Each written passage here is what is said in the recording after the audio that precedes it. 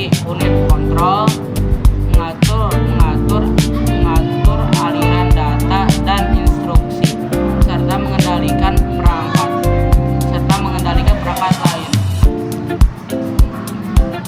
Lalu melakukan operasi aritmatika, penjumlahan, pengurangan, dan lain-lain.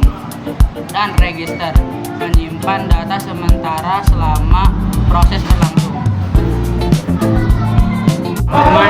Video 2, video kerja sistem komputer. Informatika, YouTube. 5 poin utama: kelas, komentar kelompok. 3. Penyimpanan storage. Penyimpanan berfungsi menyimpan data dan program baik sementara maupun permanen. Ada 2 jenis utama memori utama: RAM, penyimpanan data dan instruksi yang sedang aktif dipakai CPU. Data di RAM hilang saat komputer dimatikan. Volatile. Memori sekunder, hard disk, SSD, menyimpan data secara permanen. Data tidak hilang saat komputer dimatikan. Non volatile. Selain itu ada juga cache dan register yang berfungsi menyimpan data dengan kecepatan tinggi. 4. Output, keluaran. Setelah data diproses, hasilnya dikirim ke perangkat output untuk disajikan ke pengguna. Contohnya, monitor menampilkan informasi visual, printer mencetak dokumen, speaker mengeluarkan suara. Video kedua, judulnya adalah cara kerjasama sistem komputer informatika kelas 10 YouTube. 5 poin utama tambah komentar kelompok. Nomor 5, kontrol.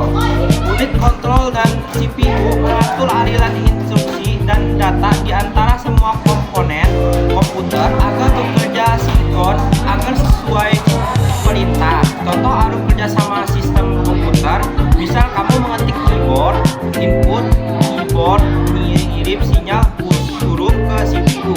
Prosesnya, CPU itu menerima kode huruf, menjalankan program mengolah kata, menyiapkan tampilan huruf, terus penyimpanan. Data huruf disimpan sementara di RAM. Terus outputnya, monitor menampilkan huruf tersebut di layar.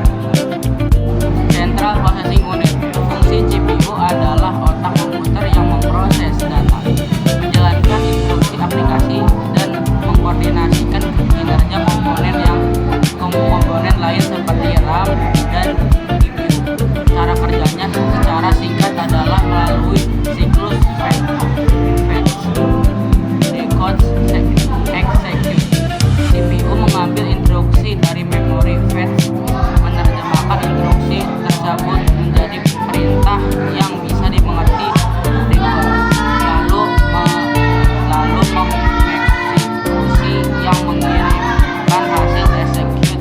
Contoh produk CPU yang relevan antara lain Intel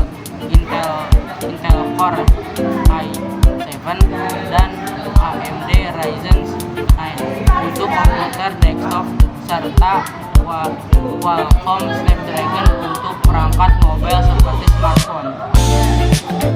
Contoh CPU: Intel Core i7, AMD Ryzen 9, Qualcomm Snapdragon.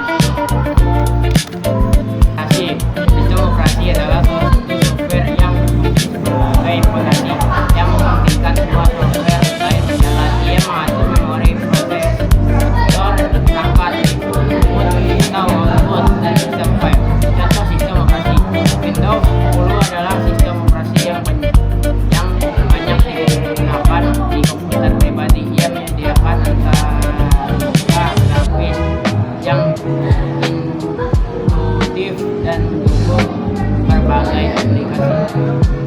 Itu brainware, pengguna mengeluarkan ide atau perintah atau pengguna. 2. Software, perangkat lunak, menerima instruksi data dari brainware dan mengolahnya. 3. Hardware, perangkat keras, menerima perintah dari software dan menjalankan tugas secara fisik. Selanjutnya adalah temuan dari diskusi. Temuan utama diskusi sistem komputer. Yang pertama, 3 komponen utama sistem komputer terdiri dari hardware, software, dan firmware yang saling terhubung dan harus berfungsi bersama. Yang kedua adalah pengolah data. Tujuan utama sistem komputer adalah mengolah data mentah menjadi informasi yang telah berguna melalui proses input, processing, storage, dan output. Setelah itu adalah yang ketiga, peran sistem operasi atau OS. OS itu adalah software krusial yang menjembatani pengguna dan hardware, mengelola sumber daya, dan memungkinkan aplikasi berjalan efisien. Kesimpulan tentang pentingnya sistem komputer dalam kehidupan digital. Di era digital ini, sistem komputer adalah fondasi utama yang mendukung hampir setiap aspek kehidupan kita, dari komunikasi hingga inovasi. Sistem komputer memungkinkan kita untuk terhubung, berkarya, dan berkembang. Tanpa sistem komputer yang andal, kemajuan yang kita nikmat saat ini tidak akan mungkin terjadi. Selanjutnya adalah refleksi anggota. Adi mengatakan, saya merasa lebih baik, lebih percaya diri setelah berhasil menyelesaikan presentasi ini. Ternyata kalau kita berusaha keras, kita bisa melakukan hal-hal yang sebelumnya kita kira sulit.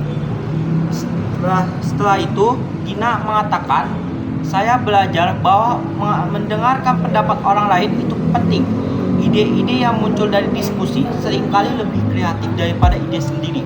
Selanjutnya, Zahra itu berkata bahwa saya belajar bahwa komunikasi yang efektif itu kunci dari kerjasama yang sukses. Kalau ada masalah, jangan dipendam, tapi dibicarakan bersama. Setelah itu adalah Anela. Anela berkata, saya jadi lebih menghargai waktu. Kalau kita bisa mengatur waktu dengan baik, semua tugas bisa selesai dengan tepat waktu tanpa harus bergadang. Setelah itu, Dapa berkata, saya menyadari bahwa presentasi yang baik bukan hanya soal materi yang bagus, tapi juga soal bagaimana kita menyampaikan dengan percaya diri. Setelah itu, saya berkata, awalnya saya merasa materi ini sulit, tapi setelah diskusi dengan teman-teman, ternyata banyak hal yang biasa saya pahami dengan lebih baik. Setelah itu, Noval juga berkata, saya jadi lebih paham betapa pentingnya pembagian tugas yang sangat jelas dalam kelompok. Kalau semua orang tahu apa yang harus dikerjakan, hasilnya pasti lebih maksimal.